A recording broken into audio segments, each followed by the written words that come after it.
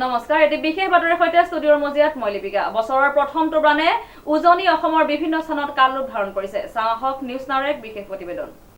বছৰৰ প্ৰথমটো বানে সংহাৰী ৰূপ ধাৰণ কৰাৰ পাছত উজনি অসমৰ বিভিন্ন স্থানত কাল ৰূপ ধাৰণ কৰিছে। খেতি শস্যৰ পৰা ধৰি বিস্তৰ ক্ষতিসাধন হোৱাৰ আমি বাতৰি পৰিৱেশন কৰি আহিছোঁ। এই বানে গৰকা বিভিন্ন স্থানত বিভিন্নজন ব্যক্তিয়ে বিভিন্ন ধৰণে সহায় কৰি আহিছে। এই বানে গৰকা অঞ্চল যোৰহাট তথা টিয়ক অঞ্চলৰ ডাইনিগাঁও, গোহাঁইগাঁও, ভিতৰ ককিলা অঞ্চলৰ মহিলাসকলৰ সহায়ৰ হকে সমাজকৰ্মী ঈশ্বৰপ্ৰসন্ন বৰদলৈ নেতৃত্বত থকা তেখেতৰ স্বেচ্ছাসেৱী অনুষ্ঠানত পৰিৱৰ্তনৰ উদ্যোগত আত্মজনৰ সহায়ৰ হকে ওলাই আহে। লগতে বম্বেৰ জনপ্ৰিয় স্বেচ্ছাসেৱী অনুষ্ঠান পিংক ব্ৰিগেড আৰু সামাজিক অনুষ্ঠান উল্লাসৰ উদ্যোগত বানপীড়িত অঞ্চলৰ মহিলাসকলৰ মাজত তেখেতসকলৰ ব্যৱহৃত সামগ্ৰী বিতৰণ কৰা হয়। লগতে বানে সংহাৰী ৰূপ চলোৱাৰ প্ৰথম দিনটোৰ পৰাই ৰাইজৰ কাষত উপস্থিত হৈ সেৱা আগবঢ়াই আহিছে ঈশ্বৰপ্ৰসন্ন বৰদলৈ।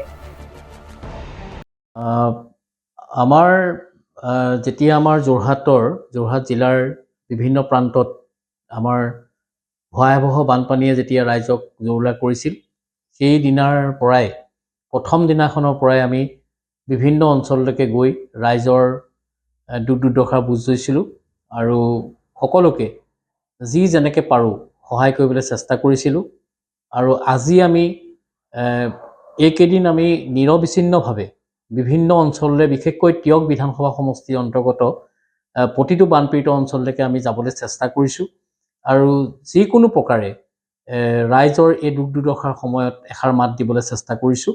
আৰু সেই মৰ্মে আজি টিয়ক বিধানসভা সমষ্টিৰ অন্তৰ্গত আমাৰ গোহাঁইগাঁও, আমাৰ ডাইনিচুক, তাৰপিছতে আমাৰ নিমাতী, ভিতৰ ককিলা, সেই অঞ্চলবিলাকলৈকে আমি আজি আহিলোঁ আৰু আহি মহিলাসকলৰ বিশেষকৈ তেখেতসকলৰ যিখিনি ব্যৱহৃত সামগ্ৰী, সেই সামগ্ৰীসমূহ বিতৰণৰ কাৰণে আমি চেষ্টা কৰিছিলোঁ আৰু অভূতপূৰ্ব সঁহাৰি আমি পাইছোঁ। আমাৰ গোটেইকেইখন গাঁৱৰ মহিলাসকলৰ লগত আমি কথা পাতিছোঁ আৰু আমাৰ জ্যেষ্ঠসকলো আহিছে আৰু স্থানীয় আমাৰ যিসকল আমাৰ জ্যেষ্ঠ ব্যক্তি তেখেতসকলো আমাক সহযোগিতা আগবঢ়াইছে। আৰু আমাৰ বিশেষকৈ আজি বম্বেৰ এটা প্ৰতিষ্ঠিত NGO পিংক ব্ৰিগেড আৰু আমাৰ NGO পৰিৱৰ্তন আৰু লগতে যোৰহাটৰ আন এটা NGO উল্লাসৰ উদ্যোগত আমি সকলো কৰ্মকৰ্তা সদস্যাসকল আহি আজি মহিলাসকলৰ মাজত তেখেতসকলৰ বিশেষভাৱে ব্যৱহৃত কিছু সামগ্ৰী আমি বিতৰণ কৰিবলৈ আমি চেষ্টা কৰিছোঁ।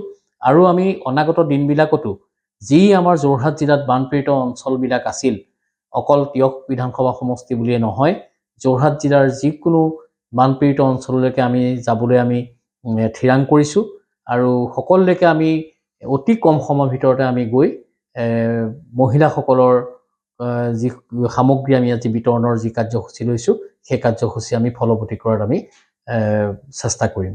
আৰু ভগৱানৰ ওচৰত আমি প্ৰাৰ্থনা জনাইছোঁ যাতে এই বানপীড়িত অঞ্চলৰ ৰাইজক ভগৱানে ৰক্ষা কৰক আৰু সোনকালে যাতে, এতিয়া আমি আজি দেখিছোঁ যে পানী যথেষ্ট শুকাইছে আৰু চৰকাৰৰ ফালৰ পৰাও যথেষ্টখিনি কৰণীয়খিনি কৰিছে আৰু বিভিন্ন বান্ধ ছিগিছিলে, সেই বান্ধখিনিও মেৰামতি হৈছে, সেইখিনিও আমি চাইছোঁ আজি।